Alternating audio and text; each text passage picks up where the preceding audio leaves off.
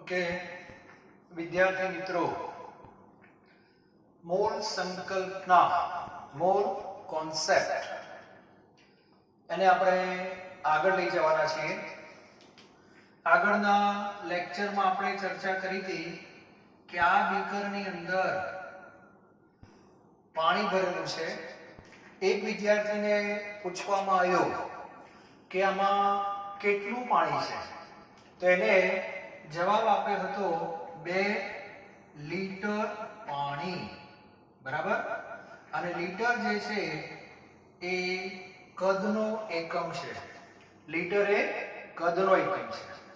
બીજા વિદ્યાર્થીને પ્રશ્ન પૂછવામાં આવ્યો કે આમાં કેટલું પાણી છે, તો બીજા વિદ્યાર્થીએ જવાબ આપ્યો તો 2 કિલોગ્રામ અથવા 2000 ગ્રામ પાણી. અને આ વિદ્યાર્થીએ દળનો ઉપયોગ કર્યો હતો.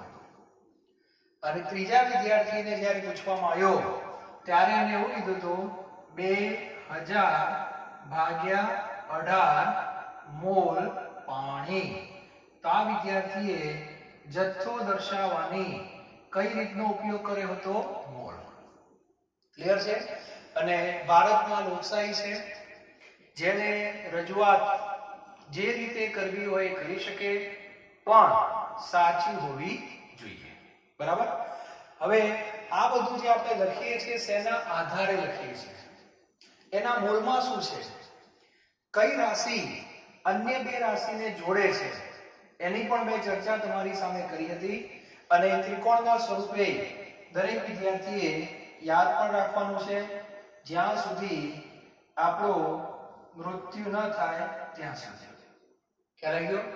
આજીવન આ ત્રિકોણ તમારે યાદ રાખવાનો છે. જીવનમાં ક્યારેય તકલીફ પડશે નહીં. અને આ ત્રિકોણને મેં નામ આપ્યું હતું જથ્થાનો ત્રિકોણ. જથ્થાનો ત્રિકોણ. અને આ ત્રિકોણ હું વારંવાર દોરીશ. બરાબર છે? એટલે તમારા લોહીની અંદર આ ફિટ થઈ જશે. બરાબર. જથ્થો દર્શાવવાની રીતો પણ બતાવી દઈશ. અહીંયા મેં લખ્યું તો કદ. આ રીત પ્રવાહી અને વાયુ માટે વપરાય છે. ત્યાર પછી અહીંયા લખ્યું તું મેં દળ. આ રીત કોના માટે વપરાય? ઘન પદાર્થ માટે.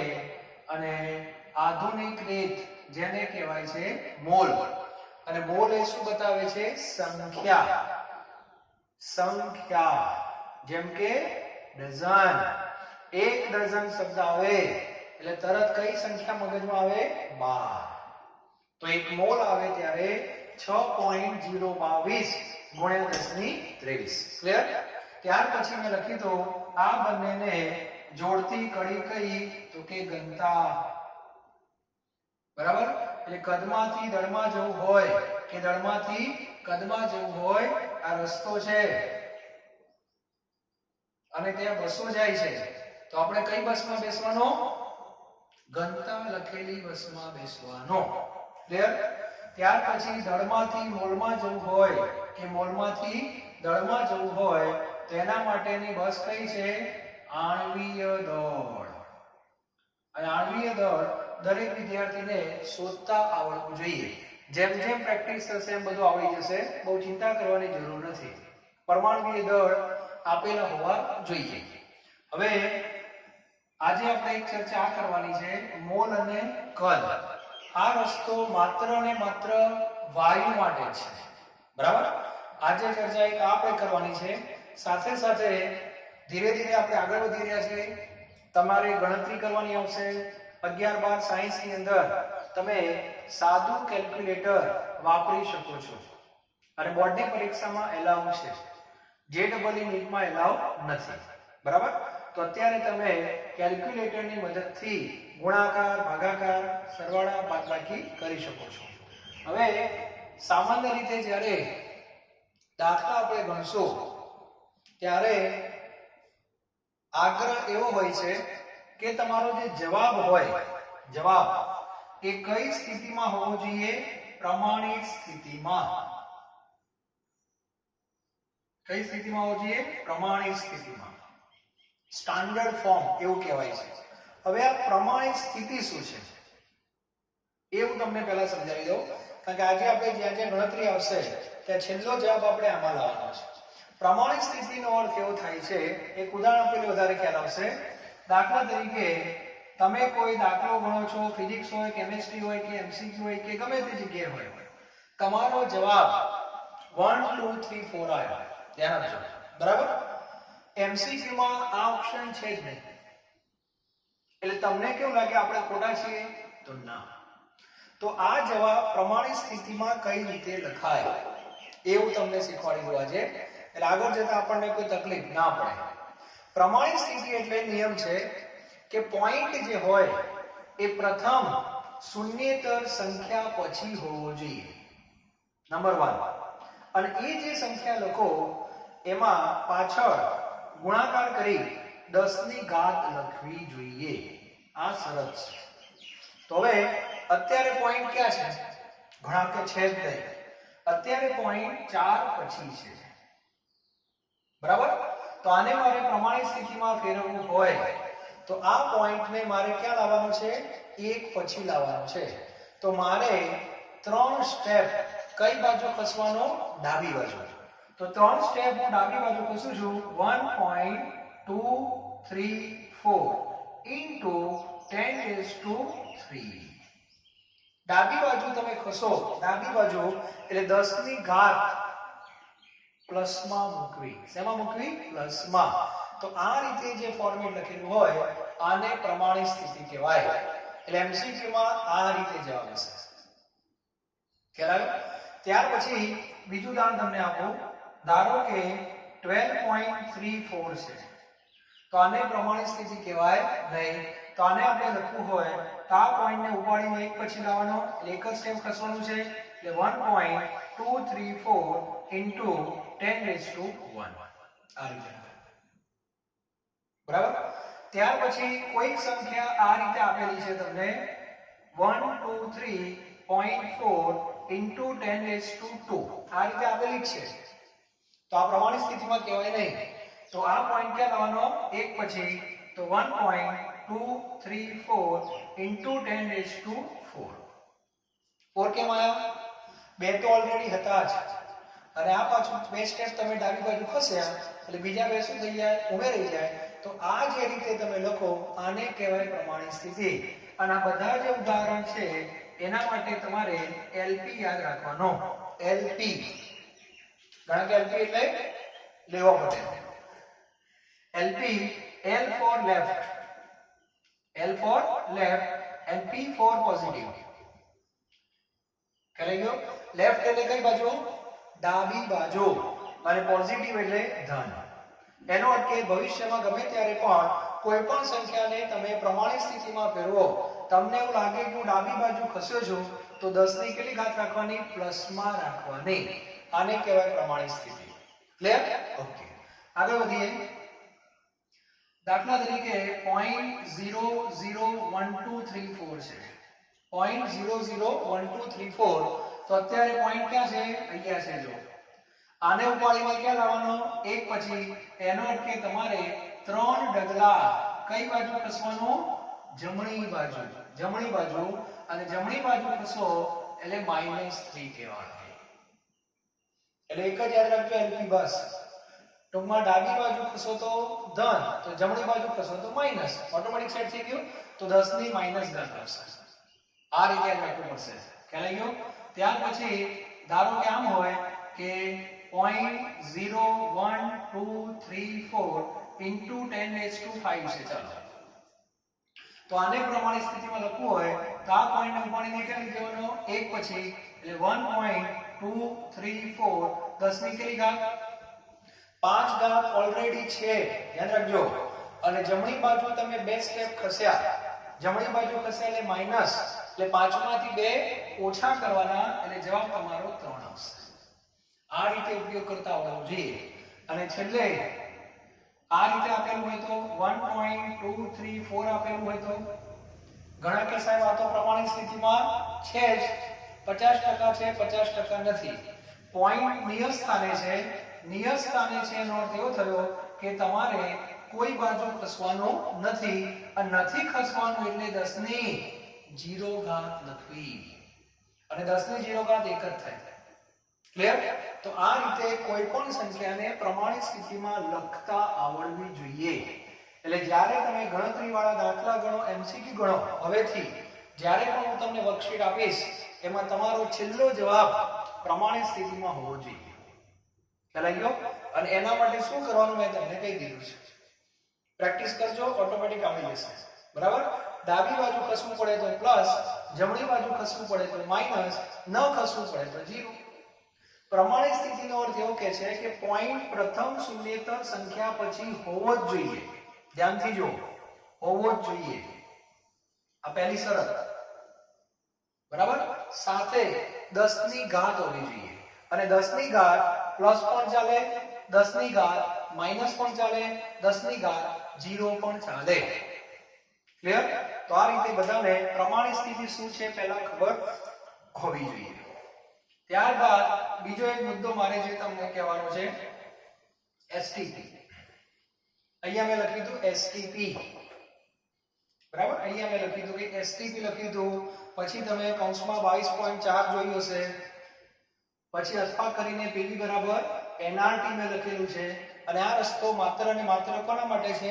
વાયુ માટે છે. ધ્યાન આપજો. અને મોલ અને કદ વચ્ચેનો શું છે? સંબંધ છે. અને માત્ર વાયુ માટે છે. આપણે જે આ સંબંધ લેવા જઈ રહ્યા છીએ એ વાયુ માટે છે. ધ્યાન રાખજો. સૌથી પહેલા હું તમને કહી દઉં આ એસટીપી શું છે. ઘણા કે એસટી તો ખબર છે પણ પાછળ પી શું છે ખબર નથી. બરાબર? તો એસટીપી નો અર્થ થાય છે standard temperature and pressure. Standard temperature and pressure. ભારતની અંદર જોવા જઈએ તો ઓરડાનું તાપમાન અલગ છે, અમેરિકાનું ઓરડાનું તાપમાન અલગ છે, ઓસ્ટ્રેલિયાનું ઓરડાનું તાપમાન અલગ છે, બોલાર ઓરડાનું તાપમાન પણ છે બધા અલગ અલગ. તો દરેક દેશ જ્યારે કોઈ પ્રયોગ કરતા હોય બધા ઓરડાના તાપમાને જ કરે છે. તો બધાનો જવાબ કેવો આવે? અલગ અલગ આવે. તો એવું કહી શકાય કે જવાબની અંદર એક સૂત્રતા જળવાય એના માટે આખી દુનિયાના બધા દેશોએ સાથે મળીને એક માપક્રમ નક્કી કરી દીધો, એસટીપી.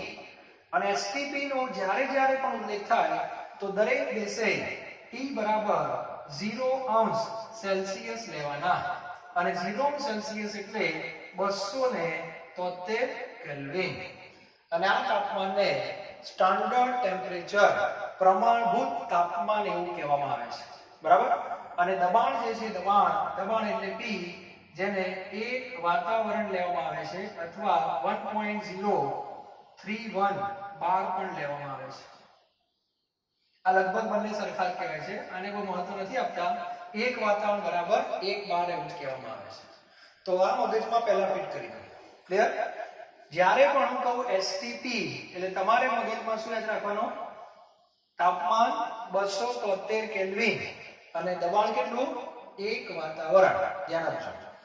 હવે અહીંયાથી એક પ્રશ્ન છે, જો આપણી પાસે સમજવાનું છે, જો આપણી પાસે 1 મોલ, 1 મોલ શું છે બધાને ખ્યાલ આવી ગયો છે?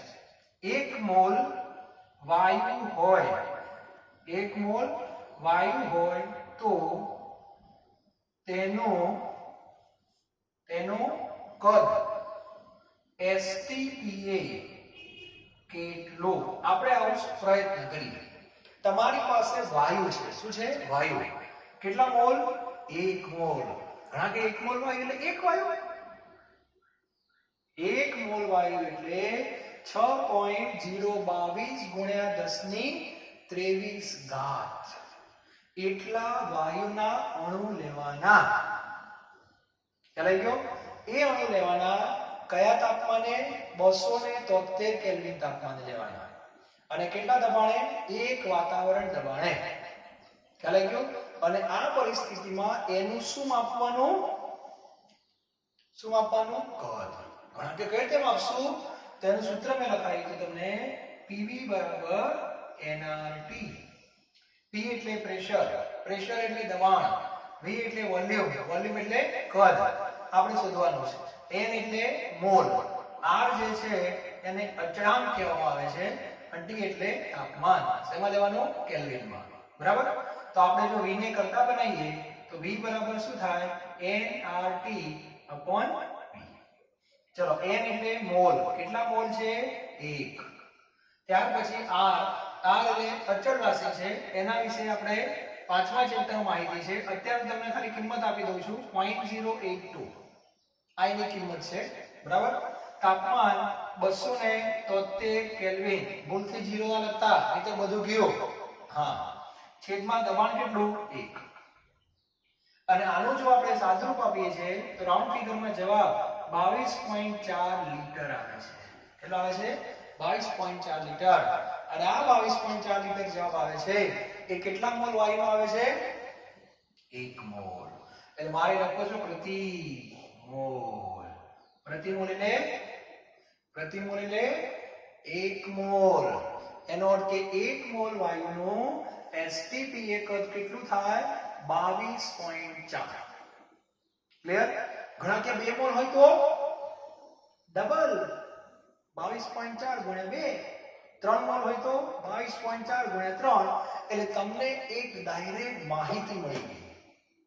સમજાય છે? તો મગજની અંદર આ માહિતી તમારી પાસે આવી ગઈ એટલે તમારે કદમાંથી મોલમાં જવું હોય કે મોલમાંથી કદમાં જવું હોય તો હું તમને ડાયરેક્ટ સૂત્ર લખી દઉં છું આના ઉપરથી. બરાબર? એટલે તમારે સહેલું પડશે. મોલ બરાબર કદ ભાગ્યા 22.4. કદ શેમાં લેવાનું? લીટરમાં. 22.4 ની પાછળ હંમેશા એકમ લખવાનો લીટર પ્રતિ મોલ. એટલે ઘણા વિદ્યાર્થીઓ બસ આટલું બોલે છે 22.4 litre 22.4 litre 22.4 litre STP 22.4 litre. એમ નહીં, 22.4 લીટર પ્રતિ મોલ ભરવાનો. અટક આખી બોલવાની, અડધી નહીં. ક્લિયર?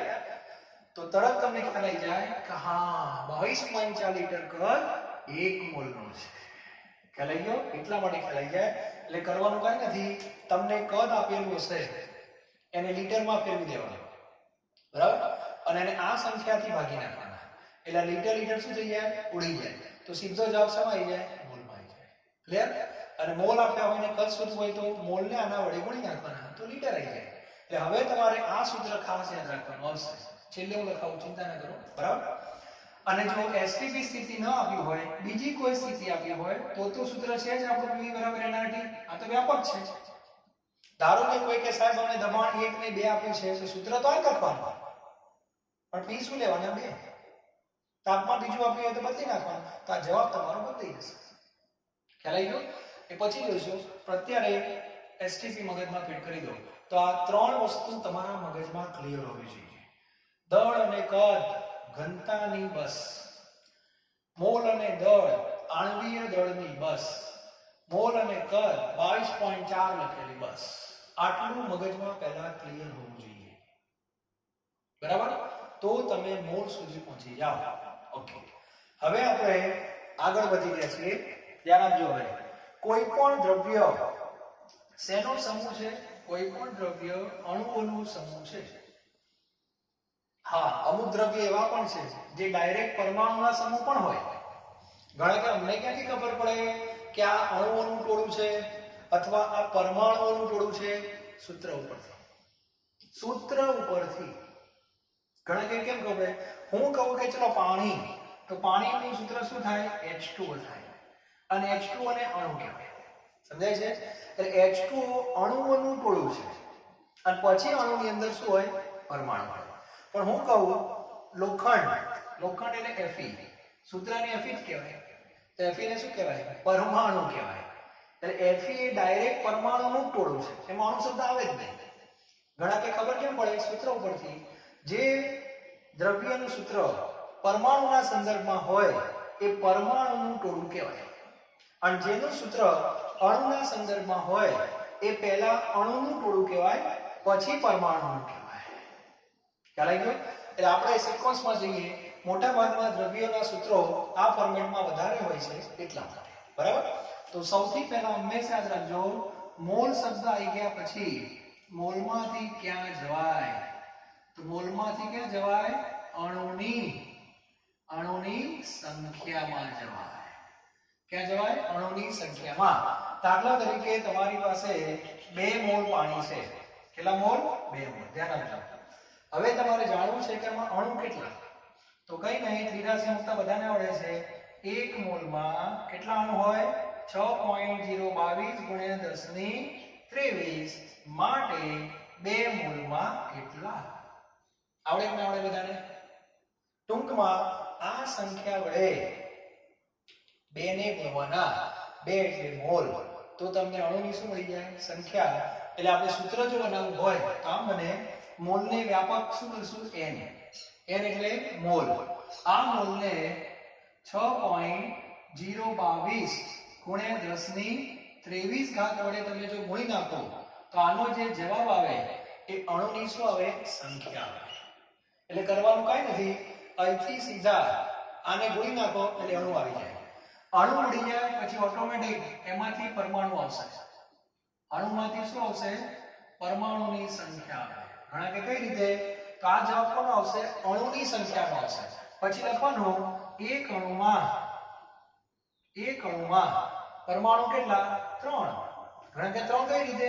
2 હાઇડ્રોજન અને 1 ઓક્સિજન. એક અણુમાં 3 પરમાણુ, તો આટલા અણુમાં કેટલા?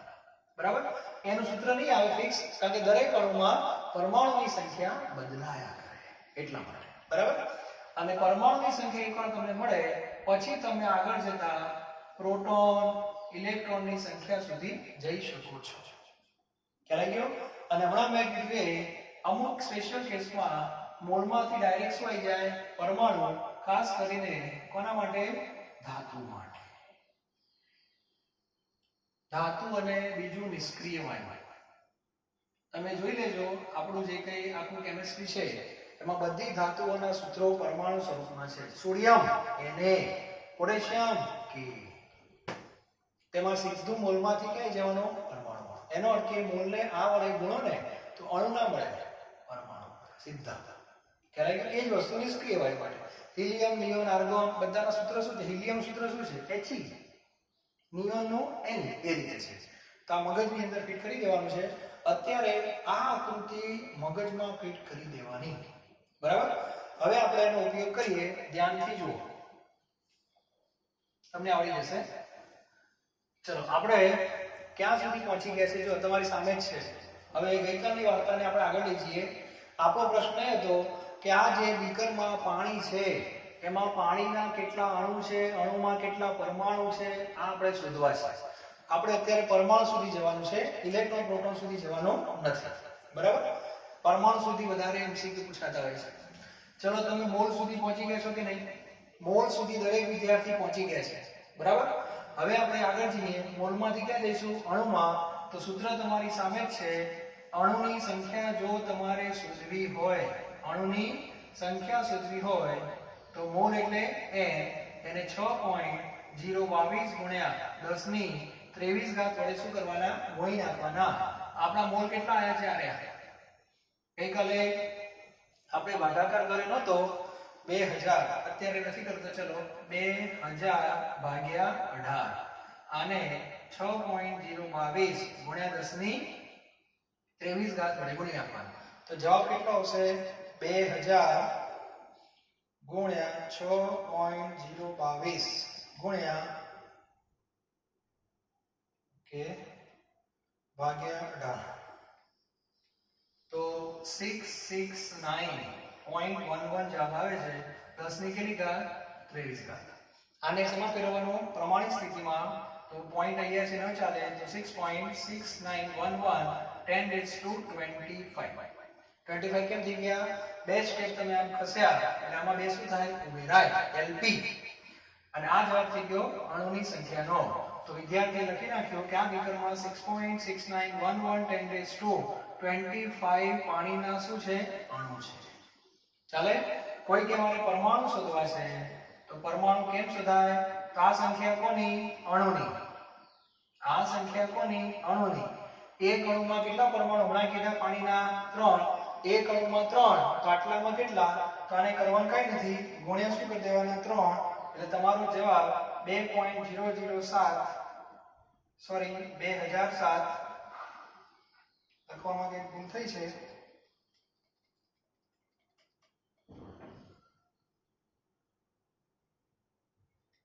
મિનિટ 2000 ભાગ્યા 18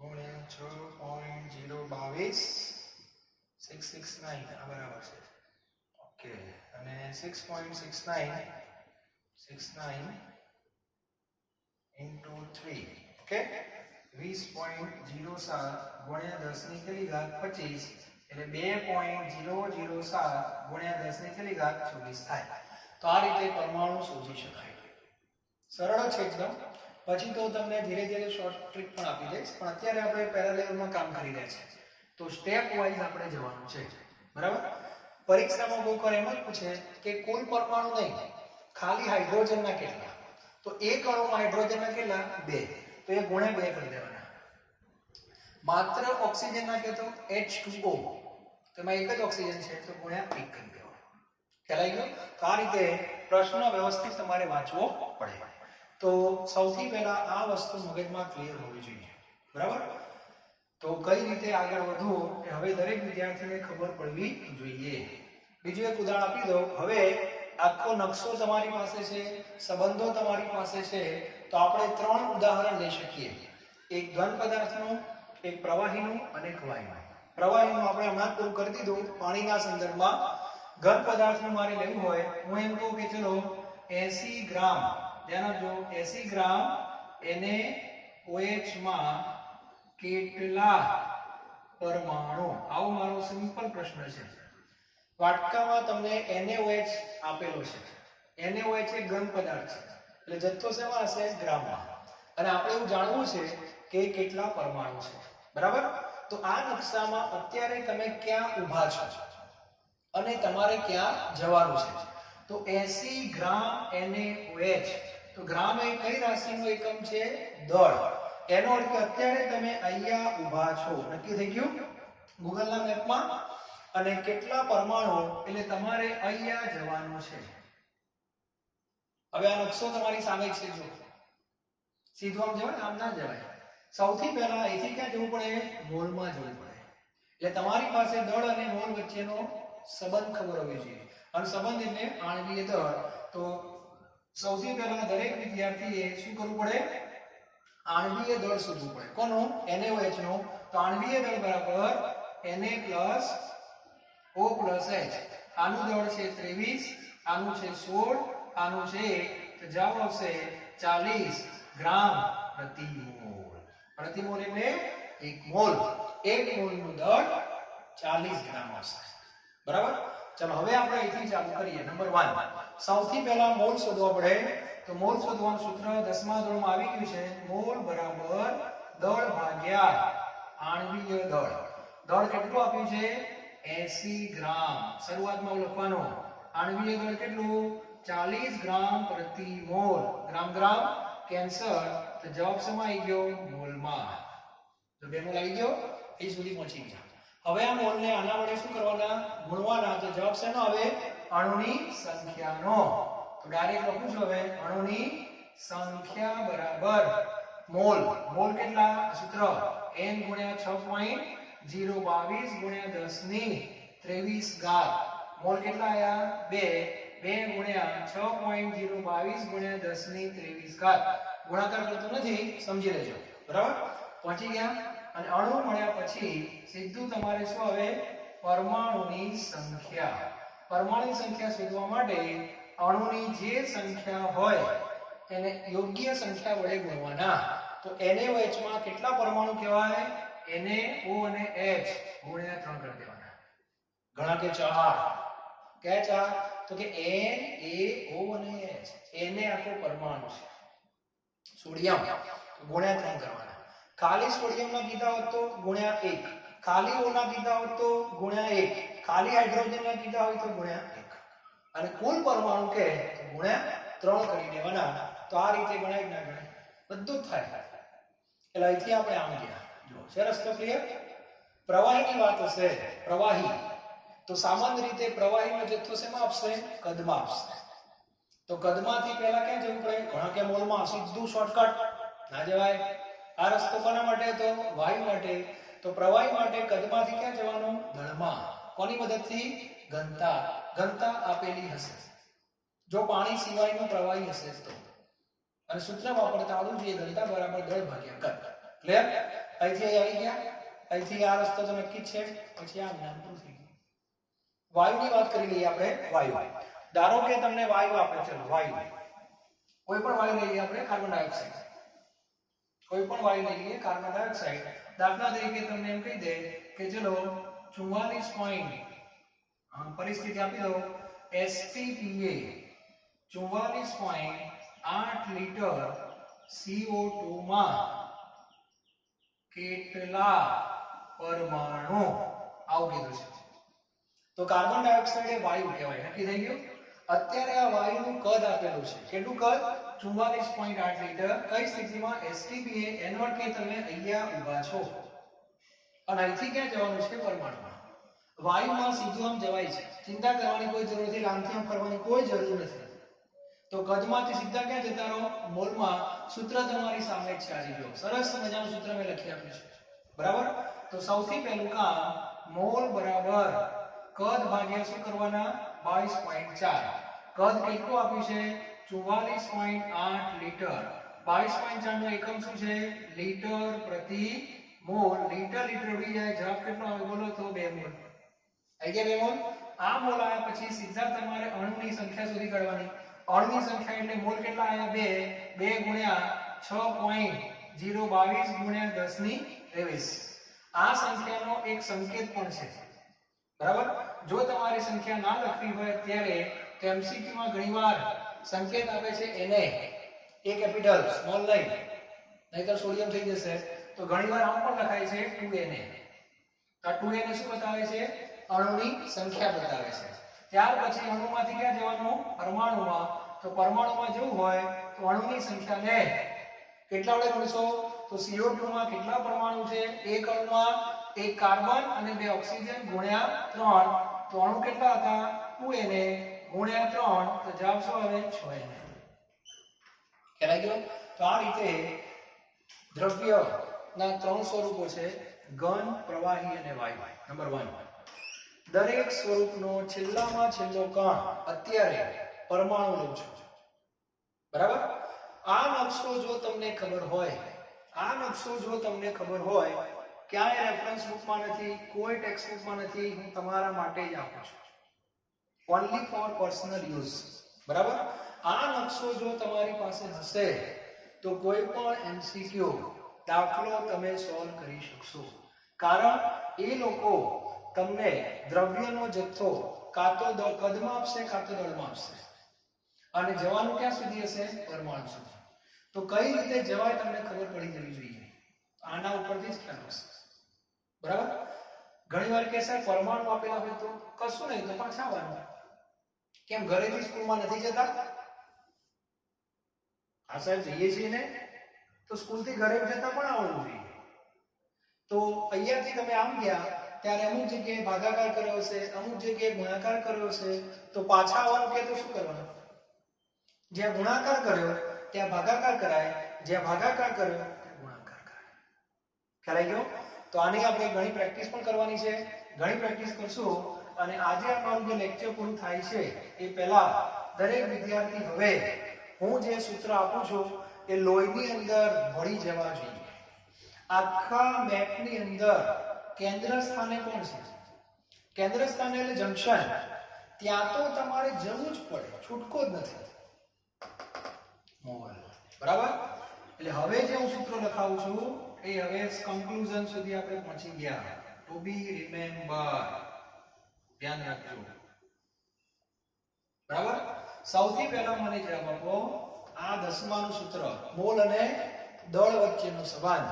તો પહેલું સૂત્ર તમારું ફિક્સ થઈ ગયું, મોલ બરાબર દળ ભાગ્યા આણ્વીય દળ. એટલે પરીક્ષામાં દળ આપેલું હોય, દળ કયા એકમમાં આપેલું છે? ગ્રામમાં. કિલોગ્રામમાં આપ્યું હોય તો ગ્રામમાં ફેરવી દેજો, 1000 વડે ગુણી નાખવાના.